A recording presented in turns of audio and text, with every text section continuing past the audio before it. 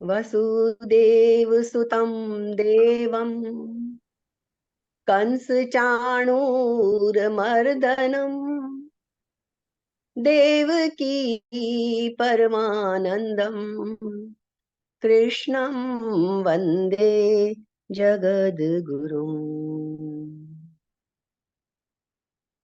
अभी जस्ट ये प्रेयर करते करते एकदम एक विचार मन में आया कि ये कंस चाणूर मर्दनम जो हम बोलते हैं, तो कंस और चाणूर इनका मर्दन कृष्ण ने किया। मुझे तो लगता है हमारे अंदर जो नेगेटिविटी है, जो हमें आगे नहीं बढ़ने देती है, हमारे तो वही कंस और चाणूर हैं। बस कृष्ण इन्हीं का मर्दन करें। और देवकी परमानंदम, तो वो परमानंद जो देवकी को मिला वो हमें भी अपने आप मिलने लगेगा। तो अब हम एक बार गीता की महिमा थोड़ा सा देखते हैं, फिर बढ़ते हैं। बहुत हमारा देखने में ये 7th चैप्टर थोड़ा एक बार लगेगा कि गहरा है, शुष्क है, लेकिन बहुत गहराई से आज सुबह जल्दी आंख खुल गई, विचार किया तो लगा कि अभी तो रास्ते दिख रहे हैं। 6 अध्याय तक तो हमने चीजें समझने की कोशिश की और अब वाकई रास्ते मिल रहे हैं। तो अभी हम चर्चा करेंगे। तो इसकी नीरसता और शुष्कता में मत जाइए, इसको हम सरस भी बनाने की कोशिश करेंगे, लेकिन ये बहुत इंपॉर्टेंट है हमारे लिए, क्योंकि रास्ता अब हमें जो चलना है जिसपे, उसके रास्ते अब हमें मिलने वाले हैं और मिलने शुरू हो गए हैं। तो चलिए गीता महिमा। गीता हृदय भगवान का सब ज्ञान का शुभ सार है। इस शुद्ध गीता ज्ञान से ही चल रहा संसार है। गीता परम विद्या सनातन सर्व शास्त्र प्रधान है। पर ब्रह्म रूपी मोक्षकारी नित्य गीता ज्ञान है। यह मोह माया कष्टमय तरना जिसे संसार हो, वह बैठ गीता नाव में सुख से सहज में पार हो।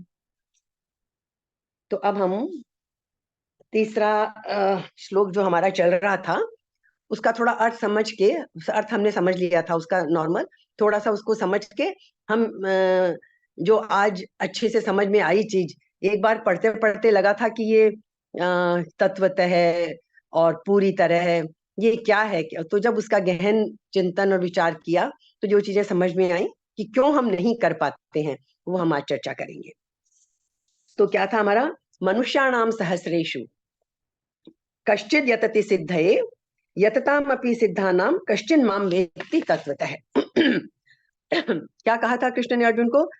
हजारों, हजारों का मतलब यहाँ अनगिनत से है, हजारों हजारों मनुष्यों में कोई एक सिद्धि के लिए यत्न करता है, और उन यत्न करने वाले सिद्धों में से कोई एक ही मुझे यथार्थ रूप से जानता है। तो इसका एक बार तो सिंपल अर्थ हमने समझ लिया था कि ईश्वर की प्राप्ति के लिए प्रयत्न बहुत ही कम लोग करते हैं, और जो करते हैं उनमें से भी कोई एक आधी सिद्धि को प्राप्त होता है। क्यों? फिर कारण इसका हमने पिछली बार ये समझ लिया था कि हमारे लिए परमात्मा की तरफ हम क्यों नहीं लगते हैं, कि भोग और संग्रह हम इसमें लगे रहते हैं, संसार हमसे छूटता नहीं है, संसार ही हमारे लिए सब कुछ है। ये सब बातें हमने देख ली थी। तो असली बात क्या है कि वो उत्कट अभिलाषा ही हमारे अंदर नहीं है। चीज तो हमें वही मिलेगी ना जिसकी हम इच्छा, इच्छा ही नहीं, खूब जबरदस्त इच्छा करेंगे। हम बोलते हैं ना किसी चीज के पीछे एकदम जुट जाओ, तो जो चीज हम जितना पाने की इच्छा करेंगे तभी वो हमें मिलेगी। तो उत्कट अभिलाषा ही नहीं है, उसी का अभाव है, इसीलिए ईश्वर मिलता नहीं है किसी को। और यदि ये उत्कट अभिलाषा हो जाए तो फिर ईश्वर बिल्कुल एक क्षण में मिल जाता है ना। तो ये अभिलाषा यदि हमारी हो जाए, और दूसरी बात क्या कही, तत्वतः है, इच्छा भी हो गई, तो कोई भी चीज को पाने के लिए हमें चलना तो पड़ेगा। अब हम यदि जाने के लिए मंजिल मंजिल तक पहुंचने के लिए यदि रास्ता हमने सही नहीं चुना, तो भी हम नहीं पहुंच पाएंगे। तो रास्ता सही चुनना भी जरूरी है, और वो क्या है, तत्वतः है और समग्रतः है। ईश्वर को हमें समझना है पूरे सही अर्थ में, तत्व रूप में, और समग्रतः पूरी तरह से। ये दो वर्ड बार बार आए हैं जिनका हमें ध्यान देना है। तो हमने क्या देखा था, कर्म योग, ज्ञान योग, ध्यान योग, जो भी है ना, सब कुछ भगवान ही है। ये भगवान के समग्र दुर्लभ हैं।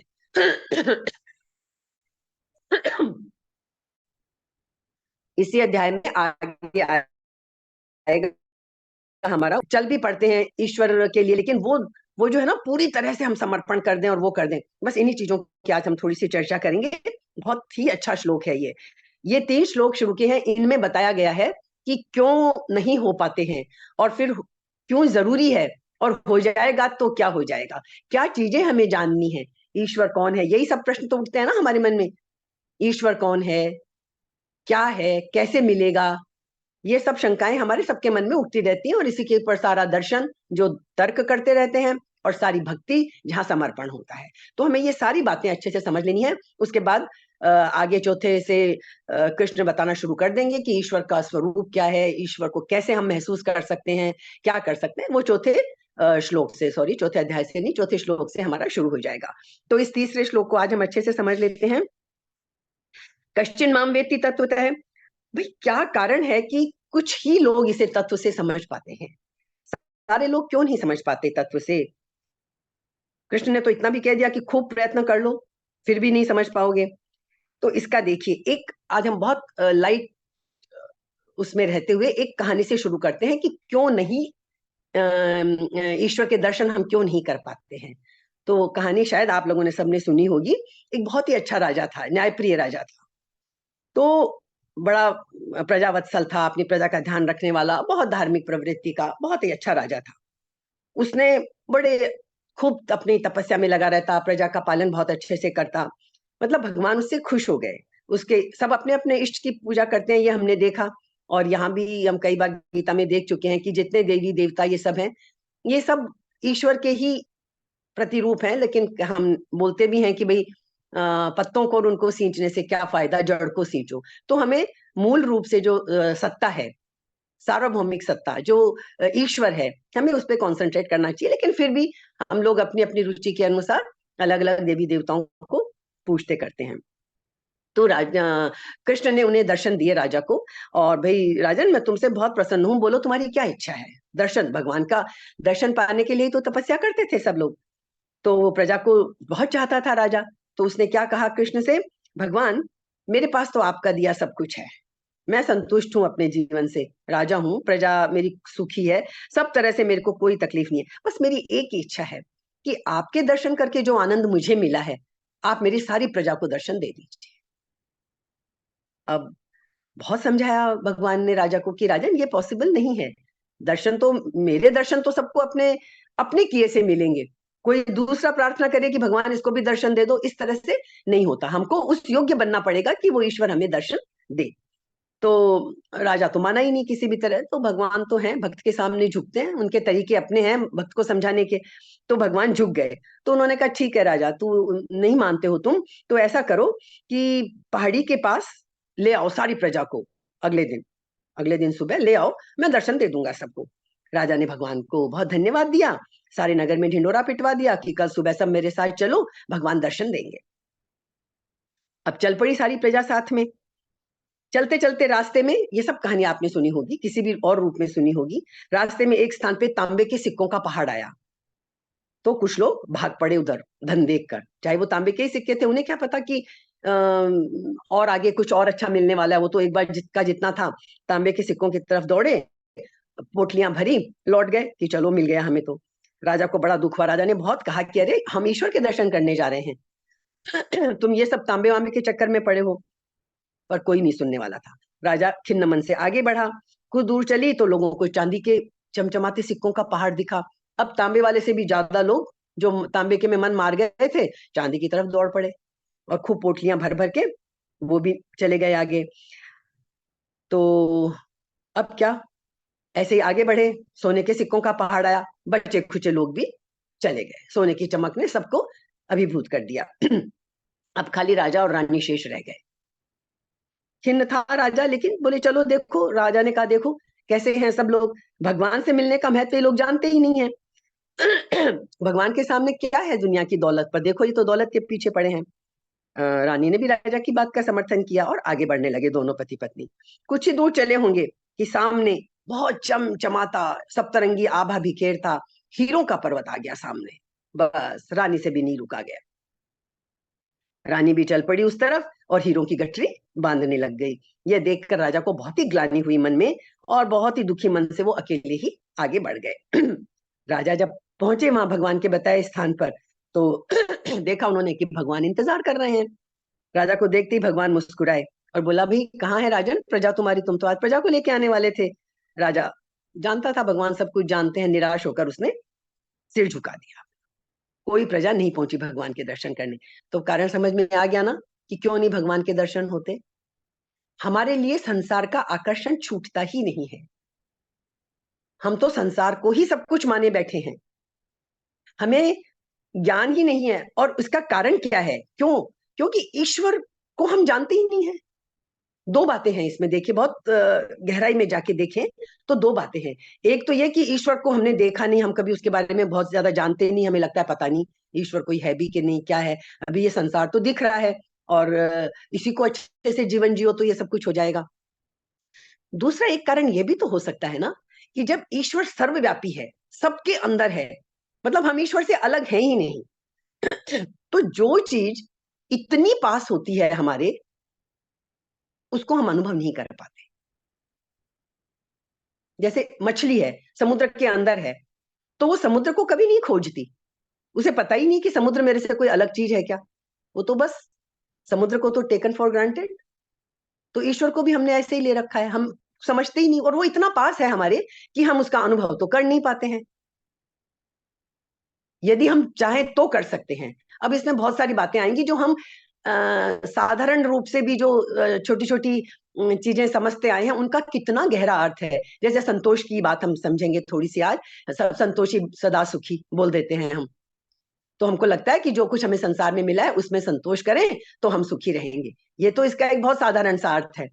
अब गहराई में यदि हम जाएं, ईश्वर की प्राप्ति के इस मार्ग पे आगे बढ़े, अब हम वो बच्चों वाली बातों से थोड़ा आगे बढ़ना चाहते हैं 7वें अध्याय से। तो समझिए, संतोषी सदा सुखी और संतोष सबसे बड़ा धन क्यों कहा हमारे ऋषि मुनियों ने। देखिए, जब संतोष आ जाएगा और जरा भी हम गहराई से सोचने लगेंगे तो हम ईश्वर की तरफ चल पड़ेंगे। जो हम ईश्वर की तरफ नहीं चलते हैं, उल्टा लगेगा सुनने में, ध्यान से सुनिएगा। संतोष पा लिया तो हम ईश्वर की तरफ क्यों जाएंगे? हम तो खुश हैं जो कुछ हमें मिला है, बस भगवान तूने बहुत दिया, जो दिया हम उसी में खुश हैं, तो हम ईश्वर की तरफ क्यों जाएंगे? उल्टी बात लग रही है सुनने में, लेकिन समझिए गौर से, जब हम संतोष मानने लगेंगे हर चीज में, तो क्या होगा? हमें बहुत खुशी मिलेगी। और जरा सा भी कभी हमारे मन में ये बात, क्योंकि अब संतोषी हैं हम, तो हमारा मन थोड़ा शांत है, परेशानी नहीं है कुछ भी मन में, तो कभी हमारे मन में ये ख्याल आएगा, आ जाएगा कि अरे, जब मैं इतनी छोटी छोटी बातों में इतना खुश हो रहा हूँ, आज मेरे पास एक झोपड़ी है मैं उसी में खुश हूँ, एक छोटा सा मेरा अपना घर है मैं उसी में खुश हूँ, मुझे अच्छे से खाना मिल रहा है, मेरा परिवार ठीक ठाक है, मैं इसी में खुश हूँ, तो एकदम से कभी ख्याल आएगा कि ये सब जो मुझे दे रहा है कोई परम सत्ता है, तो यदि मैं उसको जान लूं तो फिर तो मेरी खुशी का पारावार ही नहीं रहेगा। तो ये संतोषी सदा सुखी से गहराई में जाएंगे तो फिर हमारी ईश्वर की तरफ भी प्रवृत्ति हो सकती है। ये संतोष, संतोष रूपी धन जो है, ये हमें आध्यात्मिकता की तरफ भी ले जा सकता है। ये इसका बहुत गहरा अर्थ है, इसलिए संतोष को इतनी बड़ी बात कही है। और चूंकि हम गीता पढ़ने बैठे हैं, साधना करने बैठे हैं, तो दुनिया में ही सुखी रह जाना ये हमारा लक्ष्य थोड़ी ही है। हम तो साधना के पथ पे आगे बढ़ना चाहते हैं, हम उस ईश्वर की तरफ चलना चाहते हैं जिसके लिए कृष्ण ने कहा है इस अध्याय में कि जिसको जानने के बाद और कुछ भी जानना शेष नहीं रहता। तो इतनी बड़ी चीज जब कृष्ण बोल रहे हैं तो कुछ तो विश्वास करो। हम जिन कृष्ण पे भरोसा करके इस गीता को समझने बैठे हैं, कुछ तो भरोसा करो कि वो कोई ऐसी चीज है, वो अद्भुत है, तो चलो तो सही उसकी तरफ। बस, तो कारण क्या है ना चलने का? यही है कि हमारा ध्यान ही नहीं जाता। हम तो संतोष कहाँ करते हैं, और की दौड़ में लगे रहते हैं, ना संतोष करते हैं, ना संतोष का सुख अनुभव करते हैं, और संतोष का सुख अनुभव करने के बाद कभी गहराई में नहीं जाते कि अरे, जो ये संतोष, जिसकी वजह इन छोटी छोटी चीजों में संतोष मिल रहा है, तो उस बड़ी चीज में तो कितना संतोष होगा, जरा जान के तो देखूं। तो ये क्या है कि जिसके पाए बिना कोई चारा नहीं है, जीवन में कोई अर्थ नहीं है, ये बता दिया कृष्ण। फिर भी क्यों करोड़ों में कोई एक ही प्रयास करता है उसे पाने के लिए, जिसे पाकर सब पा लिया जाता है। तो भगवान ने राजा को ये समझा दी ये बात भी, और कृष्ण अर्जुन को समझा रहे हैं, मनुष्याणाम सहस्रेषु कश्चिद यतति सिद्धये यतताम अपि सिद्धानाम कश्चिन माम वेत्ति तत्वतः। तो अब इसमें और फिर बहुत सारी बातें आ जाएंगी कि चलो क्या समझाया भगवान ने कि राजन, जो लोग अपने जीवन में भौतिक सांसारिक प्राप्ति को मुझसे मतलब भगवान से भी अधिक मानते हैं, उन्हें कदाचित मेरी प्राप्ति नहीं होती और वो ईश्वर की कृपा से, मेरी कृपा से, स्नेह से वंचित रह जाते हैं। सार क्या हुआ कि जो जीव अपनी मन, बुद्धि और आत्मा, ये तीन चीजें है ना, इन तीनों से, मन, बुद्धि और आत्मा, इन तीनों से जो भगवान की शरण में जाते हैं, समझना है हमको, खाली इच्छा ही करने से कुछ नहीं होगा। मन, बुद्धि और आत्मा तीनों, इन तीनों की से जो भगवान की शरण में जाते हैं, सारे लौकिक संबंधों को छोड़कर प्रभु को ही अपना मान लेते हैं, वे ही भगवान के प्रिय बनते हैं। तो अब इतनी बात भी हमने समझ ली। फिर अब हमारे पास तो समस्या ये आ गई कि ठीक है, कैसे चलें इस यात्रा पे आगे। हमारा तो काम तब बनेगा ना जब हमें रास्ता सूझेगा। तो ये जो परमात्मा की खोज, चलो हमने इतने भी समझ लिया कि परमात्मा की खोज करनी है, तो भाई कैसे करें अब। तो हमें क्या समझ में आती है यहाँ पे बात कि परमात्मा की यात्रा सीधी नहीं हो सकती। कोई बैठा नहीं है कि मुझे दिल्ली से कलकत्ता जाना है, वो डेस्टिनेशन सामने इस तरह नहीं दिख रहा कि वो परमात्मा वहां बैठा है, चलो मैं वहां चलना शुरू कर देता हूँ। वो परमात्मा की खोज सीधी नहीं होती। सीधी होती तो बहुत लोग यत्न कर लेते। दुर्गम पहाड़ों पे चढ़ने का इतने प्रयत्न करते हैं, वो परमात्मा तक पहुंचने के लिए कुछ भी कर लेते, पर ऐसा तो कुछ है नहीं। तो इसके लिए हमारे पास क्या साधन है, हम अपने मन की व्यवस्था बदलें। अभी हमने तीन चीजें देख ली ना कि हमें तीनों का चाहिए, मन, बुद्धि और आत्मा। इन तीनों को लगाकर जब हम भगवान की शरण में जाएंगे तब काम बनेगा। तो सबसे पहले हमें क्या है, मन की व्यवस्था बदलनी पड़ेगी अपनी। ये सारा मन ही है हमारा, मन के हारे हार, मन के जीते जीत, दुनियावी चीजों में भी, और इस साधना के पथ पे चलने के लिए भी मन बहुत बड़ी चीज है। तो क्या करना होगा हमें कि परमात्मा की खोज जो है वो कोई सीधा परमात्मा की खोज नहीं हो जाएगी। तो हमें अपने मन का ढंग, अपने मन की व्यवस्था बदलनी पड़ेगी बस। और यह तो गीता हमें आश्वासन देती है, हमें किसी और की जरूरत नहीं है, हमें किसी का सहारा नहीं चाहिए। गुरु हैं, ग्रंथ हैं, ये सब तो हमारी मदद करने के लिए हैं, ये सब हमारी मदद करने के लिए हैं। हमें करना क्या है, जो हम पढ़ चुके हैं अब तक गीता में, आत्मना, अपने द्वारा ही, आत्मानम उद्धरेत, अपने ही द्वारा हमें अपना उद्धार करना है, कोई दूसरे की सहायता की जरूरत नहीं है। तो हमें करना क्या है, सबसे पहला काम हमें कहाँ करना है, अपने मन पर करना है। हमारे मन के अंदर की जो व्यवस्था है वो बदलनी है। परमात्मा की इसमें कोई बाधा नहीं है, परमात्मा कहीं नहीं रोकता कि तुम मेरी तरफ चलने में कोई परमात्मा इतनी सी भी बाधा डालता है। कहते हैं ना ये तो बड़ा दुर्गम रास्ता है और आसान नहीं है, बिल्कुल नहीं, परमात्मा ने कुछ बाधा नहीं खड़ी कर रखी है। बस करना क्या है, दो बाधाएं हैं, वो हमारी तरफ से हैं, हम इंसानों की तरफ से ही हैं। क्या है, एक तो हमारा नेगेटिव मन, नकारात्मक मन हमेशा अभाव की तरफ दौड़ता है, हमेशा अभाव की तरफ दौड़ता है। जो कुछ ईश्वर ने दिया है, इतना दिया है, उसकी हमें कोई कदर ही नहीं है। कदर कब होती है उसकी, जब वो चीज हमारे पास नहीं होती है। बहुत छोटी सी बात है। आज आज समझ लीजिए, हम जो भी सीनियर सिटीजन यहाँ कोई बैठे हैं या जो भी सब होंगे ही 50 के आसपास, 40+, 45+, दांत हमारे पास बचपन से हैं। कभी हमारी जीभ जो है दांतों की तरफ नहीं जाती। जीभ घूमती है क्या दांतों में, नहीं घूमती। एक दांत टूट जाए तो जीभ वहीं घूमती रहती है। जब तक दांत है, 30, 40, 50 कितने सालों से वो दांत हमारे पास हैं, कभी जीभ ने नहीं प्यार से सहलाया जाके दांतों को। लेकिन जब वो दांत टूट गया तो वो जीभ वहीं वहीं जाती है। मतलब हमारी जहां अभाव है बस हमारा ध्यान वहीं जाता है, जो है उसका तो कभी आनंद लेते ही नहीं है हम। तो ये हमारी सबसे बड़ी एक तो कमी है इंसान की, नकारात्मक मन। और दूसरी सबसे बड़ी बाधा जो है, अहंकार से भरा हुआ अहंकार। तो एक बहुत छोटे छोटे एग्जाम्पल से, एक जैसे हमने दांत का समझा, ऐसे ही ये अहंकार का एक उदाहरण भी, हम एक छोटी सी और कहानी भी हम देख लेंगे कि अहंकार जो है वो हमें नहीं चलने देता इस रास्ते पे। जब तक मैं और मेरा का भाव खत्म नहीं होगा, जब तक हम अपने आप को ईश्वर से एक नहीं कर लेंगे, सब में ईश्वर की सत्ता नहीं देखने लगेंगे, तो ये अहंकार का भाव जो है ये हमें खत्म करना पड़ेगा। ये दो दो दरवाजे हैं जो हमें पार कर लें यदि हम, तो हम ईश्वर को पालेंगे। अब ये जो अहंकार वाली बात है, इसके लिए भी एक छोटी सी कहानी हम सुन लेते हैं, शायद सुनी हो आपने, कि ऋषभ के 100 पुत्र थे, उनमें एक था बाहुबली।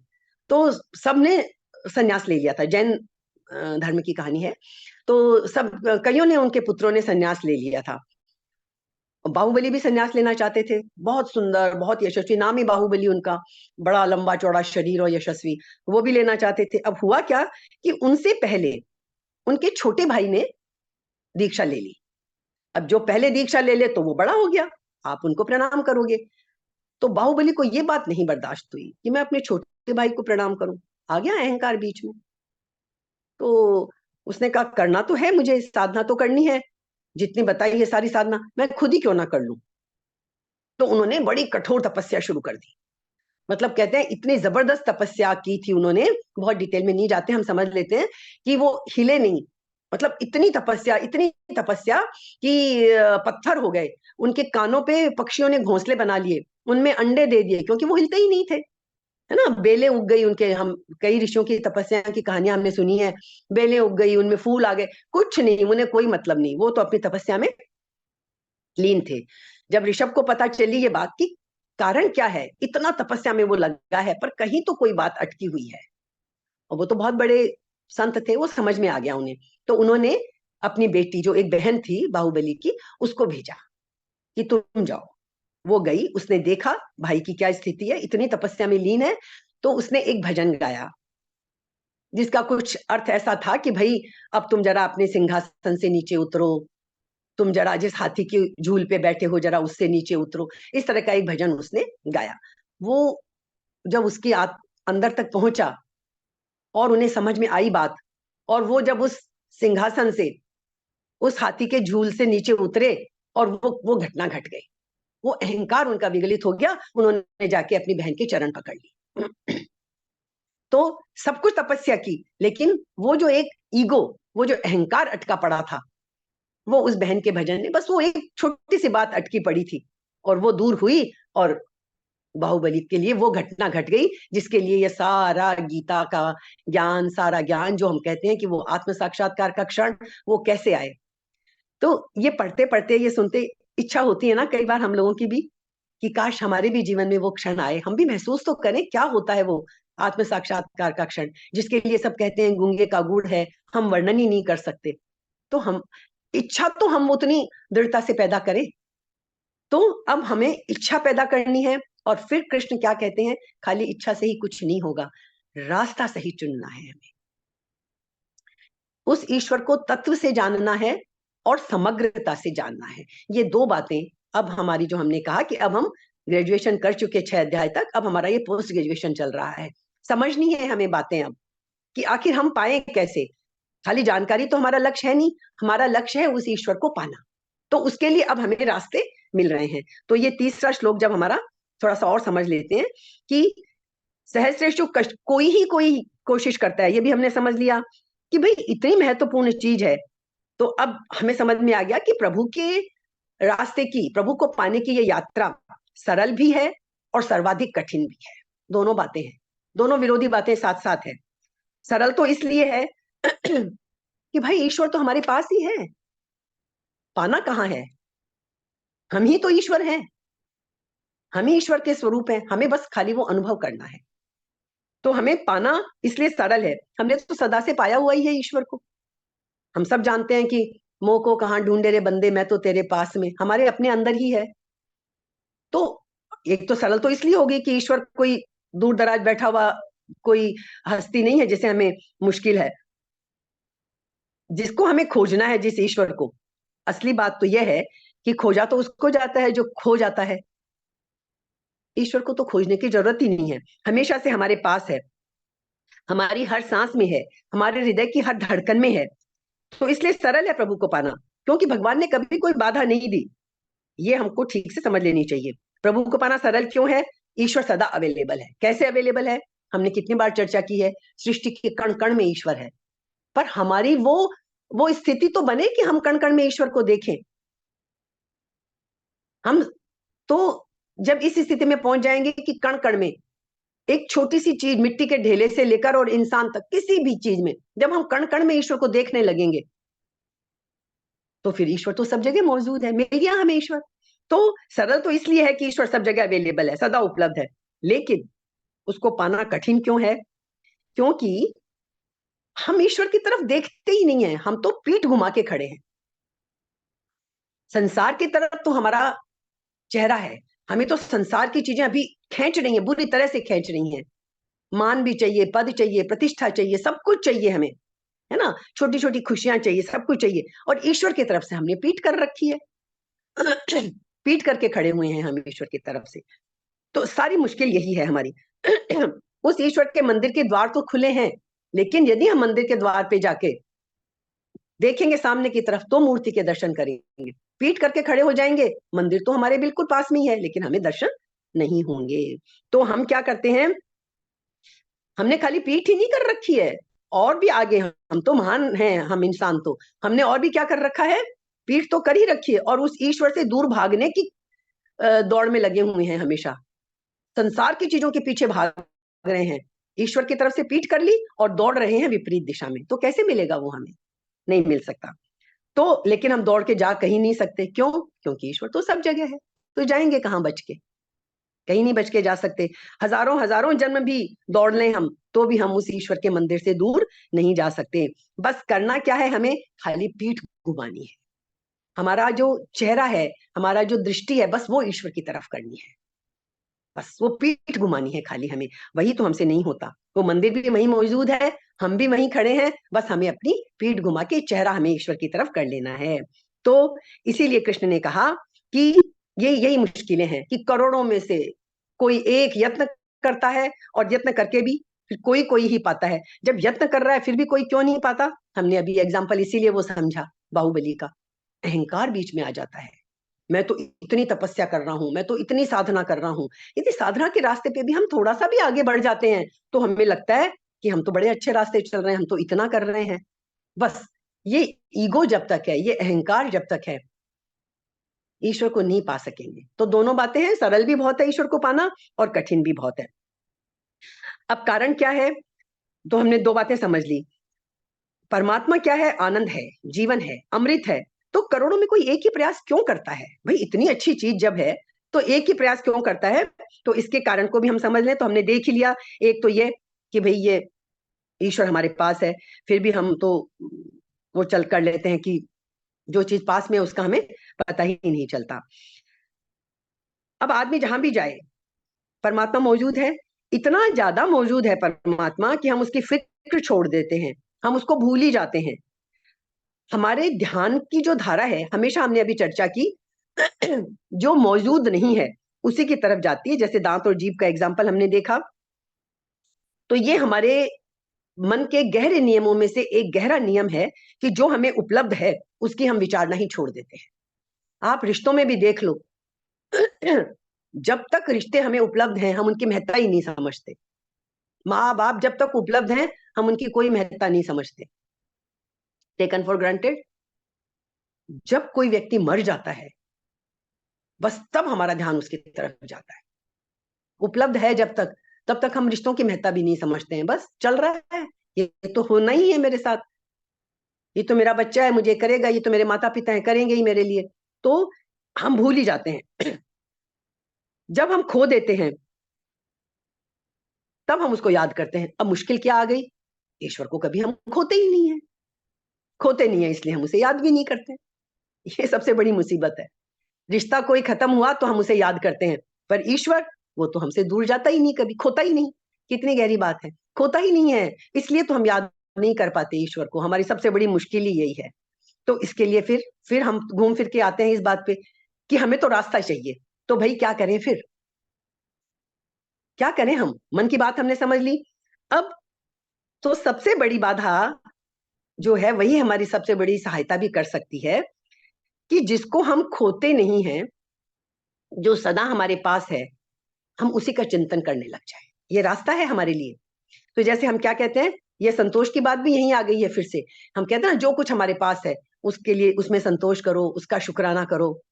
तो इसी बात को हम थोड़ा आगे बढ़ाते हैं कि जो कुछ हमारे पास है उसका शुक्राना करें तो ईश्वर भी तो हमारे पास है, अरे उसका ही शुक्राना करना शुरू कर दें हम कि ईश्वर तू हमारे पास है, तू हमारा है।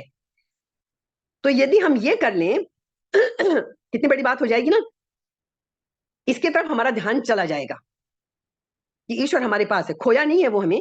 लेकिन तो दो बातें हो गई, एक तो मन की नेगेटिविटी हम हटा दें, और दूसरा हम ईश्वर को भी अपने पास महसूस करके, जो ग्रेटिट्यूड की बात हम करते हैं कि दुनियावी चीजें भी जो हमें मिली हैं, हम उनके प्रति कृतज्ञता ज्ञापित करें। तो हम ये भी ज्ञापित करना शुरू कर दें कि ईश्वर हमारे पास है, इसकी भी कृतज्ञता ज्ञापित करें।